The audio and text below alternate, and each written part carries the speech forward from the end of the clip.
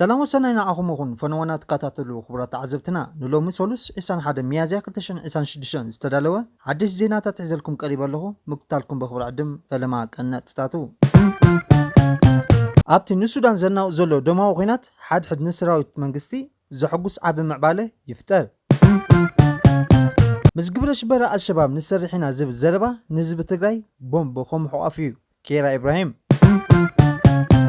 أمريكا ناب سودان أطوار تساقريا استوالت إيراناويت أب كيدا آتيا بنجامين ناتانوي أب ليبانوس أب لعلا هيماناتو بوتاتات نزفت أمدقعتي كونينو بريزنت إيران بتقراج أو مل اختتات سبسلتان أمريكا بتر نقيفو بريزنت رام لوما أب باكستان نس إيران حاجة سممع كم زفرم أب فوركينو سافليتو الزن كالأم بزز حزالكم كقريبه كتكاتاتولن بخبر عدم أبتنو سودان زناو زلو دماو خينات حدحد نسراويت منغس زحقوس عب معباله تقاسيتو قنيلو زحلف سنبس 19 ميازيا 2026 بريزيدنت بيت مغري لولاو بايتو سودان جنرال عبد الفتاح البرهان كاب دعم سرع نزخدعه لعلوي أزازي ميجر جنرال النور أحمد آدم أب سمينو كفال تهاجر كم تقبلو معكنا زينا سودان قليتن الزينازي بمعكنا زينا العربية كمون سودان تريبون ستراغت أخوينو جنرال البرهان نت جنرال كبر المهاب نايولك مكينة خمشولمون حبيران الزمخد عزي دحر برغاجي جنرال ابو عاقيلا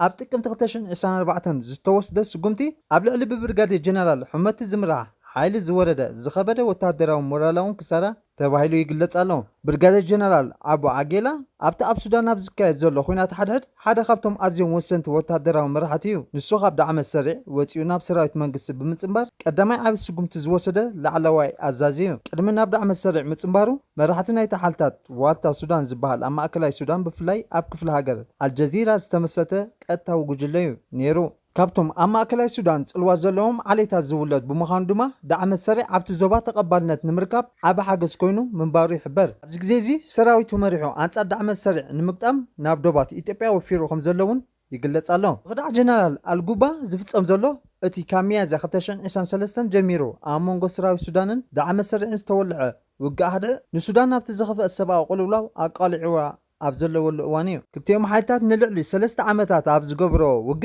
دعم السرع مبزحتو دارفورون كردفان كوكوزازر انكلو سرايت منغست دما أبسيمينا ومبراقا معراباون سودان عدو أصنع الله أبز وانزي السودان أب عالم تازعبي قطري تمزابلت زلو هاجر كوينا تركب لعل 12 مليون هزبي كما ربطو خفانا قال كله مليونات دما أب تحت تصنع تيميتن حصلت مدهانيتن ألو كتمتات دارفور بفلاي دما الفاشر ما أكل دما وقن عليتا وقجتن كوينا ايا تركب كم تصبصب معكنا زينا دارفور 24 جنرال الجوبا ترى وتادراو ازاز طراي اينبرن دعم السرع كمسرت كله كم مسرت ابالاتن ناي قربا مماخرتي جنرال محمد حمدا داغالون كوينو اب دعم السرع حدا خبلصات وتادراو حنصص وق تبايليو زفلت بفلا ابتن كتما الفاشر نمقوت صار استخايد حيال وق مستابت وق استقله علي يعقوب بمعرض السرع عند مرحته خمس نبرو يقلت جنرال الجوبا عبد صلوا خبزلهم عليت محمد دي زولد بمخانو دعم السرع خبت عليت سفيح رقفن تواقعت النمركاب كوصاني دلل كوينو يقلقل كم زنبرة صبصبات يردو دحري مقصصر الفاشر ابتقم تختشن عسان حمشن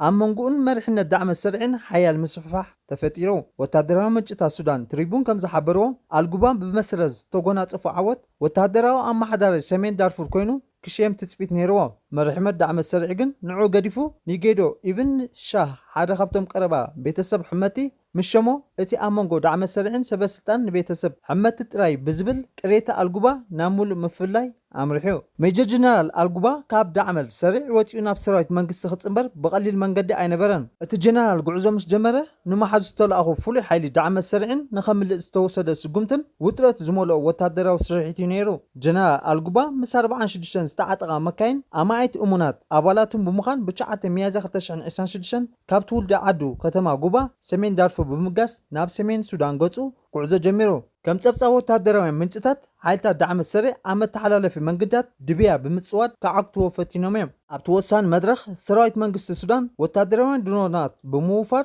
نوتوم امدربدات حبيم زصبي وزنبرو حالتا دعم السريع بمقع منقدي صريغلومي زنا اير دغف جنرال الجوبا خابت تداليلو زنبره مصاوديا موت وي دما حدغا ماسرتن مملاط وسان ترخم تصاوته سودان تريبون حبيرو ات جنرال زركبوم قافلاي ناب كتما ካናቅ ምስ ኣተወ ብሰራዊት መንግስቲ ሓይልታት ልፍንትን ትካላት ሓበሬታን ሃገራዊ ድሕንነትን ተሰኒዩ ብሰላም ኣብ ዶባ ሱዳን ግብፂ ናብ እትርከብ ከተማ ድንጉላ በፂሑ ኣብ ክልል ትግራይ ዝንቀሳቐሱ ውስናት ፖለቲካዊ ሓይልታት ምስ ግብረ ሽበራዊ ኣልሸባብ ዝፈጠርዎ ርክብ እቲ ጉጅለ ርእሱ ካብ ውሽጣዊ ዓዲ ፖለቲካዊ ግጭት ኣውፅኡ ናብ ሃገራዊ ግብረ ሽበራውነት የሰጋግር ከም ዘሎ ዘርእዩ ክትብል ኣፈ ጉባኤ ቤት ምክሪ ፌደሬሽን ነበር ወይዘሮ ኪርያ ኢብራሂም ገሊፃ። ወይዘሮ ኪርያ ኣብ ፕሮግራም ምስ ሃገረ ቲቪ ኣብ ዝገበረቶ ጻንሒት ኣብ ትግራይ ዝንቀሳቐሱ ውስናት ትካላት ምስ ግብረ ሽበራዊ ኣልሸባብ ዘለዎም ምትሕባር ንህዝቢ ትግራይ ንከቢድ ሓደጋ ዘቃልዕ ምዃኑ ብመልዓልነት ተግባር ብጽኑዕ ነቒፋቶ። ቀረባ እዋን ኣብ ቴሌቪዥን ትግራይን ድምፂ ወያናን ብወግዒ ከም ተሰምዐ እቲ ክልል ዝንቀሳቐስ ሓደ ውዲ ፖለቲካዊ ተወካሊ ምስ ኣልሸባብ ምትሕባር ከም ዝፈጠረ ምግላፁ ኣዝዩ ዘሻቕልን ዘገርምን ጉዳይ ምዃኑ ጠቂሳ። እዚ ዘረባ ካብ ድሕረ መጋረጃ ብዘሎ ሓደገኛ ሴራ ሓበሬታ ዝህብ እዩ ዝበለት ወይዘሮ ኬርያ እቲ ኣካይዳ ነቲ ጉጅለ ናብ ናይ ቀደም ክብሪ መንግስቲ ካብ ምምላስ ላዕሊ ነቲ ህዝቢ ናብ ዘይወፀሉ ዓዘቕቲ ዘእቱ ምዃኑ ኣረድያ። ምስ ግብረ ሽበራዊ ኣልሸባብ ንሰሪሕና ዝብል ዘረባ ንህዝቢ ትግራይ ኣብ ሕቑፉ ቦምባ ከም ምእታው ዝቁፀር ምዃኑ ዝገለጸት ወይዘሮ ኬርያ እቲ ጉጅለ ቀዲሙ ኣብ ልዕሊ ህዝቢ ኣምሓራን ኤርትራን ከምኡውን ኣብ ልዕሊ ሰራዊት ምክልኻል ሃገር ክነዝሖ ዝፀንሐ ናይ ጽልኢ ትርኽቲ ክብሚ ብምባል ሕጂ ድማ ናብ ርእሱ ናብ ሃገራዊ ስግኣት ሽበራ የሰጋግር ከም ዘሎ ገሊፃ። ተግባር እቲ ጉጅለ ነቲ ህዝቢ ምስ ሃገራውያን ጉጅለታት ሽበራ ብምትእስሳር ዝኸፍአ መጥቃዕቲ ምቅላዕ ምዃኑ ተዛሪባ። እዚ ድማ ኣብ ልዕሊ እቲ ክልል ዝመጽእ ስግኣት ናብ ሃገራውን ብርኪ ክብ ከም ዘበሎ ኣገንዚባ። ህዝቢ ትግራይ ንኹነታት በብቁሩብ ይርድኦ ከም ዘሎ ዝጠቐሰት ኣፈ ጉባኤ ነበር ወይዘሮ ኪርያ ምስ ኣልሸባብ ይኹን ምስ ዝተፈላለዩ ናይ ጎረባብቲ ሃገራት ውሽጢ ዓድን ዕሱባት ናይ ምትሕባር ሕማም ንመጻኢ ወለዶ ዝሰርፍ ከቢድ ናይ ታሪክ በሰላ ሓደገኛ ዝተተሓዝ ቦምባን ምዃኑ ጠቂሳ።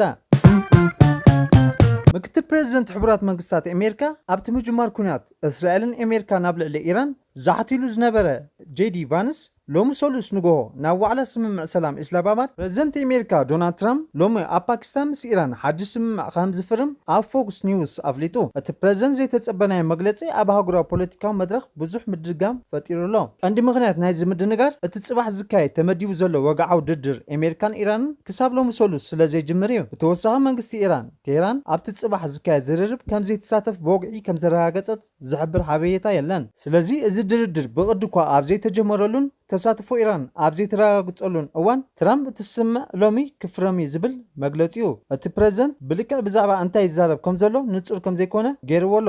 እዚ ፍጻመ እዚ ብድሕሪ መጋረጃ ዝተገበረ ምስጢራዊ ስምምዕ ድዩ ወይ ድማ ንቡር? ኣብነት ናይቲ ፕሬዚደንት ዘቕርቦ ኣካታዒ ፖለቲካዊ መግለፂታት ዝብል ሕቶ ብዙሓት ኮይኑ ይርከብ። ብተወሳኺ ፕሬዚደንት ኢራን መሱድ ፔዜሽያን ቅድሚ እቲ ጽባሕ ኣብ ፓኪስታን ክካየድ ትፅቢት ዝግበረሉ ዝርርብ ካብ ሰበስልጣን ኣሜሪካ ዝመጽእ ዘሎ ተጋራጫዊ መልእኽትታትን ምልክታትን ብትሪ ነቒፉ። ፕሬዚደንት ኣብ ማሕበራዊ መራኸቢታት ገጹ ኣብ ዘመሓላለፎ ሓያል መልእኽቲ መብጻዕታት ምሕላው ትርጉም ዘለዎ ኣድማዕን ዝርርብ ቁልፊ ምዃኑ ኣስሚሩሉ። ብተወሳኺ ኣብ ኣቀራርባ ኣካይዳን መንግስቲ ኣሜሪካ ዝነበረ ሱር ዝሰደደ ታሪኻዊ ዘይምትእማን ክሳብ ሕጂ ኣብ ኢራናውያን ይቐጽል ከም ዘሎ ኣመልኪቱ።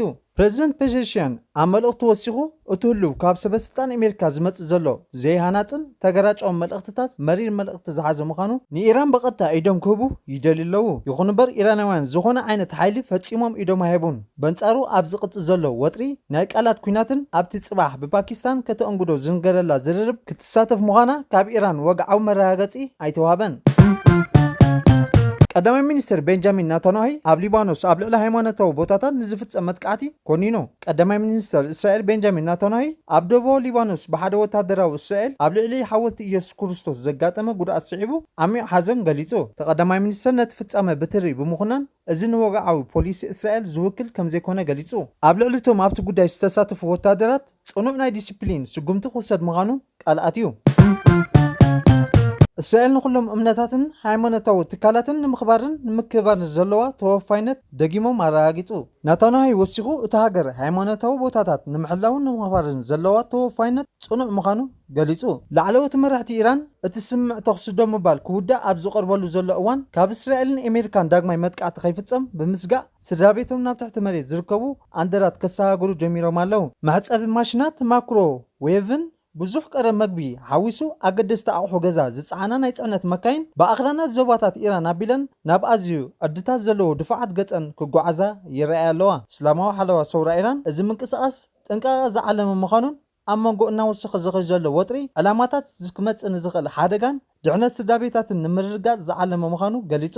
እዚ ከምዚ ኢሉ እንከሎ እስራኤል እቲ ስምምዕ ተኽሲ ዶ ምባል እንተፈሪሱ ኣብ ዝቕጽሉ መዓልትታት ንኢራን ዕላማ ብምግባር ክካየድ ዝኽእል ሰፊሕ ስርሒታት ክሳብ 150 ነፈርቲ ውግእ ከተዳሉ ከም ዘላ ይግለጽ ኣሎ። ምንጭታት ከም ዝሕብርዎ እስራኤል ብሓደ ወገን ክትሰርሕ ከም እትኽእል፣ እዚ ድማ ምስ ዶናልድ ትራምፕ ኣቐዲማ ከይተዘራረበት ኣብ ልዕሊ ቴህራን መጥቃዕቲ ከተካይድ ከም እትኽእል ይሕብሩ። ጸብጸባት ከም ዝመልክትዎ ኣባላት ሓለዋ ሰውራ ኢራን ኣብ ትሕቲ መሬት ተዓቂቦም ክጸንሑ ከለዉ ደቂ ኣንስትዮን ህጻናትን ዝርከቦም ሰላማውያን ሰባት ኣብ ላዕሊ ንተቃውሞ ይእከቡ ከም ዘለውን እዚ ድማ ወጥሪ እናገደደ ምስከደ ብዛዕባ ድሕነቶም ስክፍታታት ይፈጥረሎ ምህላው ይገልጹ። ፕሬዚደንት ቻይና ሺጂፒንግ ምስ ወራሲ ዓራት ስዑድ ዓረብ መሐመድ ቢን ሳልማን ኣብ ዝገብርዎ ጸውዒት ቴሌፎን ንቡር ምሕላፍ መጻቦ ሄርሞስ ክቕጽል ከም ዘለዎ ገሊጹ ክብል ሽንህዋ ሓቢሩ። ኣገዳስነት ዞባዊ ምርግጋእ ኣስሚሩ ኣብ ማእከላይ ምብራቕ ቁልጡፍን ኩሉ መዳያዊ ተኽሲ ደው ክብልን ጸዊዑ። ኣብ መላእ ዞባ ወሽመጥ ዓረብ ንዝካየድ ዘሎ ጻዕርታት ሰላም እናደገፈ ብፖለቲካውን ዲፕሎማስያውን ኣገባት ዘይምርዳእ ምፍታሕ ኣስሚርሉ። ብተወሳኺ ርክባት ቻይናን ስዑድ ዓረብን ብምግላጽ መበል 10 ዓመት ምምስራት ኩሉ መዳያዊ ስትራቴጂካዊ ሽርክነት ኣመልኪቱ እውን ተዛሪቡ። ክልቲአን ሃገራት ስትራቴጂካውን ሓድሕዳዊ ምትእምማንን ከዕሙቓ ግብራዊ ምትሕባር ከስፋሓን ኣብ ኩሉ ደረጃታት ምልውዋጥ ከጠናኸራ ይግባእ ኢሉ። ወሲኹ ከም መጻቦ ሄርሙዝ ዝኣመሰሉ ውስናት ዘይተቋረጡን መስመራት ባሕርን ዞባውን ዓለማውን ረብሓታት ዘገልግሉ ነዊሕ እዋን ዝጸንሐ ሰላምን ልምዓትን ኣገዳሲ ምዃኑ ገሊጹ። ወታደራዊ ኣሃዛት እስራኤል ምስ ሊባኖስን ኢራን ዝተኣሳሰር ቀጻሊ ውግእ ኣብ ዝረኣየሉ ዘሎ እዋን ካብ 28 ለካቲት ጀሚሩ 16 ወታደራት ክሞቱ ከለዉ 690 ድማ ቆሲሎም። እቶም ዝሞቱ ሰባት ካብ ከቢድ ኩነታት እዮም ሞይቶም። ብዙሓት ገና ኣብ ሆስፒታል ተዓቂቦም ኣለዉ። ኣብ ዝሓለፈ 24 ሰዓታት 37 ወታደራት ከም ዝቆሰሉ ዝተፈላለዩ ጸብጸባት ከም ዘመልክትዎ ገሊጾም ኣለዉ። ብሰንኪ ነታጉ ከም ዝቆሰሉ እውን ይሕበር። እዚ ሃዝ ብዝግባእ ኣይተረጋገጸን። ምክንያቱ ኣብ እዋን ኩናት ዘቐርብ ጸብጻብ ጉድኣት መብዛሕትኡ ግዜ ሳንሱ ስርሒት ገደብን ስለ ዘለዎ እዚ ቁፅሪ ኣብ ዝተፈላለዩ ግንባራት እቲ ዞባ ወጥሪ እናቐጸለ ኣብ ዝኸዶ ዘሎ እዋን እናወሰኸ ዝኸይድ ዘሎ ሰብኣዊ ወጻኢታት ናይቲ ግጭት ዘጉልሕ እዩ። ፕሬዚደንት ኣሜሪካ ዶናልድ ትራምፕ ንስምምዕ ተኽሲ ዶ ምባል ኢራን ከናውሖ ከም ዘይክእል ይግለጽ ኣሎ። ዶናልድ ትራምፕ ነቲ ምስ ኢራን ዝተበጽሐ ስምምዕ ተኽሲ ዶ ምባል ከናውሖ ዘለዎ ተኽእሎ ጸቢብ ምዃኑ ሰበስልጣን ዋይት ሃውስ ጸብጻባት ማዕከናት ዜና ኣሜሪካ ይሕብሩ። እቲ ኣቐዲሙ ዝተበጽሐ ስምምዕ ተኽሲ ዶ ምባል ኣብ ቀረባ እዋን ከብቅዕ ትጽቢት ይግበረሉ እኳ እንተኾነ ክሳብ ሕጂ ግን ኣብ ናይ መወዳእታ ስምምዕ ኣይተበጽሐን ዘሎ። ዘተ ኣብ ዝቕጽለሉ ዘሎ እዋን እዚ ኩነታት ወጥሪ ዝመልኦ ኮይኑ ይቕጽል ኣሎ። እቲ መስርሕ ዝርርብ እንተዘይተዓዊቱ ዳግማይ ግጭት ከይፍጠር ስጋት ኣሎ። ግጭት ሊባኖስ ከቢድ ሰብኣዊ ጽልዋ ከም ዘሕደረ ተገሊጹ። ሕብራት ሃገራት ኣብ ሊባኖስ ካብ መጀመርታ ወርሒ መጋቢት 2026 ጀሚሩ ብውሕዱ 177 ህጻናት ከም ዝሞቱ ልዕሊ 350,000 ሰባት ከም ተመዛበሉን ገሊጹ። ኣፈኛ ውድብ ሕብራት ሃገራት ስቴፋን ዱጃሪክ ልዕሊ 700 ህጻናት ከም ዝቆሰሉ እውን ገሊጹ ኣሎ። ብዙሓት ተመዛበልቲ ስድራቤታት ድማ ኣብ ትሕቲ ውሱን መሰረታዊ ኣገልግሎታትን ካብ ዓቕሞም ንላዕሊ ዝኾነ ኩነታት ይነብሩ ከም ዘለዉ ገሊጹ። ውድብ ሕብራት ሃገራት ስምምዕ ተኽሲ ዶ ምባል ድኹም ኮይኑ ከም ዘሎን ኣብ ደቡባ ሊባኖስ ቀጻሊ ውግእ ከም ተረኣየን ኣጠንቂቑ። ኩሎም ወገናት ነቲ ስምምዕ ከኽብሩን ዓቃብ ሰላም ናጻ ምንቅስቓስ ክፈቕዱን ድማ ጸዊዑ። ሰመዝ ጸጥታ ኣሜሪካ ናብ ሱዳን ኣጽዋር ተሰጋግርያ ንዝበላ ሓንቲ ኢራናዊት ኣብ ቀዲ ኣእትዮም። ጓልና 44 ዓመት ሻሚም ማፊ ኣብ ናይ ኣሜሪካ ቋሚ መንበሪ ግሪን ካርድ ዘለዋ ኮይና ኣብ ዝሓለፈ ቀዳምያ ኣብ መዕርፎ ነፈርቲ ከተማ ሎስ አንጀለስ ተታሒዛ። ድሮናት ቦምባታትን ቀለቤት ቦምባታትን ከምኡውን ብሚልዮናት ዝቁጠር ናብ ኢራን ዝተሰርሐ ጠያይቲ ናብ ሱዳን ኣብ ምሻጥ ከም ደላሊት ከም ዝተዋሰአት እኒኦም ኣኽበርቲ ሕጊ ኣሜሪካ ከሲሶማ ዘለዉ።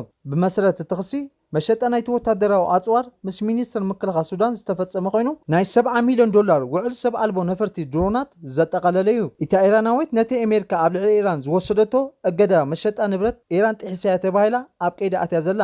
ማፊ ብዛዕባ ዘቐረበላ ክሲ ዛጊት ዝሃበቶ ግብረ መልሲ የለን። ካብ ካሊፎርኒያ ናብ ቱርኪ ክትበርር ኣብ ዝፈተነትሉ እዋንያ ተታሒዛ። ተሓላቐ መሰላት ኣምነስቲ ኢንተርናሽናል ከም ዝበሎ ስራሓት ሰርቢያ፣ ሩስያ፣ ቻይና፣ ቱርክን የመንን ዝኾና ብረት ኣብቲ ኣብ ደቡባዊ ኩናት ሱዳን ኣብ ጥቕሚ ውዒሉ እዩ። ንሓይልታት ኣልሰርዕን ወታደራዊ ደገፍን ትህብያ ተባሂላ ዘይተኣደነ መርትዖታት ዘቐርበላ ሕብራት ኢማራት ዘቐረበላ ክስታት ክትነጽጎ መጽናዓ ይፍለጥ። ክቡራት ተዓዘብትና ናይ ሎሚ ነበረ መደባትና ነዚ ይመስል። ቁጥፉን እዋናውን ሓበሬታ ክትረኽቡ ላይክ፣ ሼር፣ ኮመንት፣ ሳብስክራይብ ክትገብሩ ብኽብሪ ዕድም ሰሰና እዩ።